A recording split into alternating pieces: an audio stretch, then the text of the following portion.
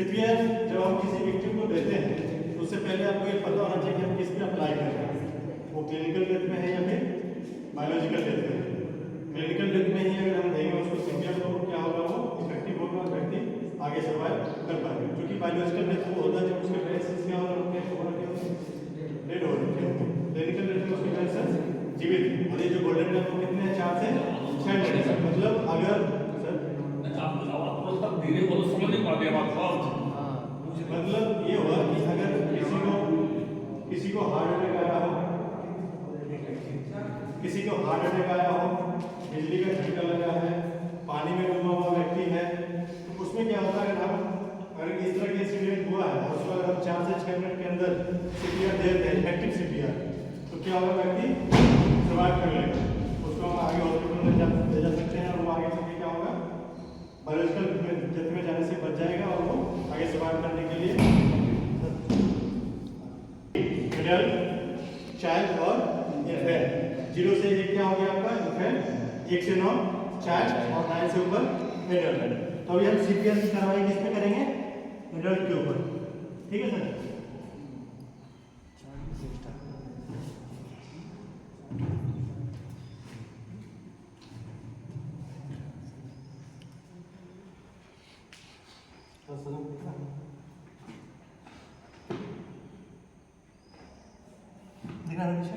तो सीपीआर की कार्रवाई हम किसके ऊपर करेंगे, एडल्ट व्यक्ति के ऊपर। इसलिए मेथड होते हैं सर मेथड 6 होते हैं, इसलिए 6 कितना मेथड टोटल मेथड 6 होते हैं। मेथड अरे जो मैं आगे बताऊंगा, पहले आप देखे जाइए, फिर क्वेश्चन हम आगे राइज करेंगे, फिर उसको हम आंसर देंगे। ठीक है, तो हम एडल्ट के ऊपर करेंगे। मान लीजिए इसमें क्या होता है, जैसे बिजली का झटका लगा हुआ है या फिर हार्ट अटैक की बात है, उसमें आपका जो गोल्डन टाइम वो 4 से 6 का तो है ही है। लेकिन जब पानी में कोई विक्टिम डूबा होता तो वो एक अपवाद है, उसमें कुछ ज़्यादा टाइम हमको मिल जाता है। मान लीजिए क्योंकि उसके जो ब्रेन सेल्स होते हैं पानी में अपेक्षाकृत जल्दी सेल्स नहीं डेड होते हैं, तो हमारे पास वहाँ से 6 से हम अगर 10 मिनट तक अगर इफेक्टिव सीपीआर देते हैं तो क्या होगा, वो सर्वाइवल उसको करवा सकते हैं। तो मान लीजिए कि व्यक्ति और इसको बिजली का झटका लगा है, क्या हुआ है, ये अनकॉन्शियस स्थिति में। कॉन्शियस को हमने सीपीआर कभी भी अप्लाई नहीं करनी है, जो क्लिनिकल डेथ में हो उसी को सीपीआर अप्लाई करते हैं। तो इसको स्टेबल करने के लिए क्या करेंगे, जाएंगे किसी व्यक्ति पे और क्या कीजिए, उसका इस तरह से हमने सीन सिक्योर कर लिया, फिर प्योर कर लिया। तो बेसिक है कल ही बताए थे, जो हजार से उसको हमने हटा लिया और व्यक्ति अगर दलदली क्षेत्र में है जहाँ पे नॉर्मल भूमि है तो उसको हम कहाँ लाएंगे, हार्ड सरफेस पे। हार्ड सरफेस पे हमने क्या किया, उसको शिफ्ट कर लिया। फिर हमने ओके क्या व्यक्ति और कॉन्शियस स्थिति में। ठीक है, हमने इनका क्या करना है, फिर पल्स लेना है। कौन सा पल्स लेना है, कल बताए थे कौन सा, एरोटेट। तो हमने यहाँ से क्या करना है, इस तरह से दबाना है और काउंट करना है, क्या 1001, 1002, 1003, 1004, 1005, 1006, 1007, 1008, 1009, 1010। पल्स क्या है, ये अब्सेंट है। इसी समय हमने क्या करना है, ईएमएस को अलर्ट कर देना है। ठीक है, तुरंत अपने ईएमएस को अलर्ट कर दिया, जैसे मैं कर रहा हूँ। चलो 112 में पांचवा Santosh Kumar LPI training hall से बोल रहा हूँ। यहाँ पे एक विक्टिम अनकॉन्शियस स्थिति में है, मैं इन्हें पीएचडी दे रहा हूँ, तो जल्द से जल्द यहाँ पे क्या हम पहुंचे। हमने क्या किया, उनको ईएमएस को अलर्ट कर दिया और हमने सीपीआर की पोजीशन हथियार कर लेनी है। सीपीआर का पोजीशन किस तरह होगा, इनका जो कंधा है वहाँ पे आपका पैर बिल्कुल इन होना चाहिए और बिल्कुल समीप होना चाहिए। ठीक है, और जो हम पोजीशन फाइंड करते हैं, जो इनका सीपीआर का जो पॉइंट होगा, वो कैसे फाइंड करेंगे, तो आप 3 तरीके से कर सकते हैं। एक तो निप्पल टू निप्पल रिब्स के सहारे आ सकते हैं, या फिर स्टर्नम के सहारे। आप कहाँ पे आना होगा, जाइफाइटोसिस के पास। जैसे हमने क्या, स्टर्नम के सहारे हम कहाँ पे आए, जाइफाइटोसिस के पास। यहाँ पे हमने क्या किया, अपना एक उंगली खड़ा किया और ठीक बिल्कुल सटा के यहाँ पे हमने 2 उंगली रखा। ठीक है, फिर मास्टर हैंड को हम क्या बिल्कुल इसके नजदीक सटा के ऐसे रखेंगे और हाथ को इस तरह से हमने क्या किया, लॉक कर लिया। ठीक है, आपका जो पूरा बॉडी वेट है इसके चेस्ट के ऊपर इस तरह से, और बॉडी कैसा हो, सीढ़ीनुमा। ठीक है, और काउंट करेंगे 1 2 3 4 5 6 7 8 9 10 12 13 14 15 16 17 18 19 20 21 22 23 24 25 27 28 29 1। हमने 1 क्यों काउंट किया, कोई भी क्लास में ध्यान देना। तो हमने 1 इसलिए काउंट किया कि हमें चूंकि इसको कितने सर्कल में पूरा करना है, 5 सर्कल देनी है। अगर हम 30 काउंट, ठीक है आप करिए। हमने अगर 30 काउंट किया फिर 30 काउंट करें तो हो सकता है कि क्या हो जाए, हम मिस हो जाए। जब हमने क्या किया, 30 सर्कल दे दिया, हमने एक कंप्रेशन, एक सर्कल कंप्रेशन दे दिया, तो तुरंत इनका क्या करना है, ब्रीथिंग देनी है। दो सर्कुलेशन है। हमने ये हमारे पास फेस शील्ड होता है, अगर आपके पास फेस शील्ड नहीं है तो आप साफ कपड़े से रुमाल रहेगा तो आप उसका यूज कर सकते हैं। हमने क्या करना है, इनके मुंह पे रखना है और नाक को पिंच करना है इस तरह से। तो क्या होगा, इनका मुंह खुला होगा, क्योंकि अपने अंदर से इनको हवा देना होता है।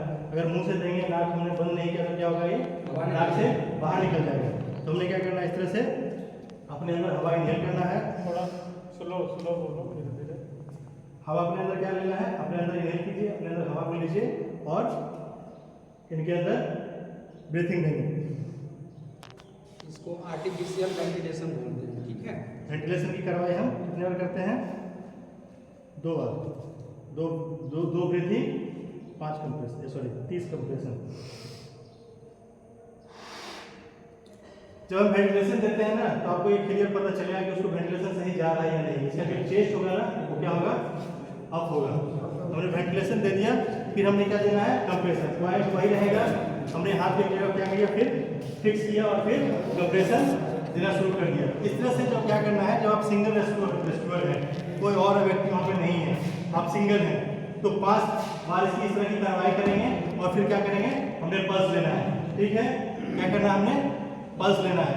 तो अगर पल्स उसका आ जाता है तो हम सीपीआर की कार्रवाई क्या करेंगे, बंद कर देंगे, क्योंकि पहले हमने क्या बता दिया था, जब उसका पल्स प्रेजेंट हो जाए तो हमने सीपीआर की कार्रवाई बंद कर देनी है। तो हमने सीपीआर की कार्रवाई बंद कर दिया। अब इसकी कुछ बेसिक चीजें हैं कि डेप्थ कितनी होगी इसकी। ऐसा हो सकता है कि हम गए और यहाँ पे और इस तरह से 1 हैंड 2 हैंड 3 हैंड 4 हैंड इस तरह से सीपीआर दे रहे हैं, तो इफेक्टिव सीपीआर तो है नहीं है, क्योंकि क्या होता है, हमको हार्ट को पंप करना होता है काफी तेजी से। इसकी रेशियो कितना होगी, अगर एडल्ट है तो 1 मिनट में 100 बार, 1 मिनट में 100 बार। डेप्थ होगा 4 से 5 सेंटीमीटर। और अगर कोई व्यक्ति, अगर सही से अंदाजा आप लगा सकते हैं तो 1/3 बॉडी जो उसकी मोटाई है उसकी 1/3। ठीक है, क्लियर है, कितनी होगी, 1/3। डेप्थ कितनी होगी, 4 से 5।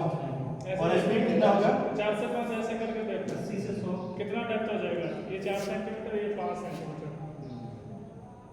ठीक है, कितना दबाना है, चाहे उसके रिप्स टूट जाए तो रिकवर हो जाएगी, पर अगर नहीं दबाएगा तो प्रॉपर सीपीआर नहीं लगेगा। तो इतना 2 इंच मान करके चलना है कि 2 इंच अप्रॉक्स 2 इंच 2 इंच दबा देंगे। अगर इफेक्टिव आपको सीपीआर देना है और उसका उसको ब्रेन सेल्स में हम क्या करते हैं, पुश करते हैं ताकि विक्टिम क्या हो, सर्वाइव कर जाए। सीपीआर की कार्रवाई समझ में आई, एडल्ट के बारे में कोई भी आप इसमें से दे सकते हैं, एनीबॉडी, कोई भी आ जाए।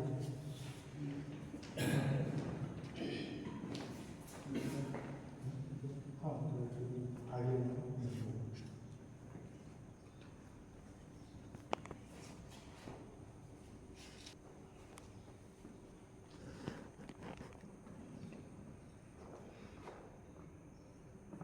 आगे कैसे करना है, पहले हमने क्या चेक करना है, कॉन्शियस है कि अनकॉन्शियस है, ये चेक करना है। कैसे करेंगे, कंधे पे घुटनी मार के यहाँ पे प्रेस करना है ताकि अगर विक्टिम अगर बेहोशी थोड़ा पिंच करना है, ताकि अगर उसमें थोड़ी सी अगर हो सकता है कि कॉन्शियसनेस है तो कुछ साइन और सिम्टम देगा, हिलेगा या कुछ आपको महसूस होगा, तो हल्का सा पिंच करना है, कैसे किया, हल्का दबाना है। आई यहाँ पे आई सबसे पहले, और हमने क्या करना है, ऐसे यहाँ पे बिल्कुल ऐसे होके और यहाँ से ऐसे दबाना है, इस तरह से पंच करना है। ठीक है, किस तरह से, Are you okay? Are you okay? Are you okay? क्या विक्टिम अनकॉन्शियस है, अनकॉन्शियस ना, हाँ लीजिए, फंस लीजिए। अनकॉन्शियस होते ही क्या होगा, हमने ईएमएस को अलर्ट कर देना है। जैसे अनकॉन्शियस स्थिति पता चल गई, हमने क्या कर देना है, ईएमएस को अलर्ट कर देना है, ताकि आप जो कार्रवाई कर रहे हैं उस दौरान ईएमएस क्या हो जाए, आ जाए। हमसे एडवांस है ना, तो आ जाएंगे तो हमारे को क्या होगा, हेल्प मिल जाएगी, या फिर विक्टिम के लिए हो सकता है अच्छा हो जाए। तो हमने क्या कर देना, उसी समय ईएमएस को अलर्ट कर देना है, फिर आगे कार्रवाई शुरू कर देंगे। ठीक है, पहले एक बार अच्छी तरह जो आप डायरेक्ट पल्स को आप चेक करते हैं।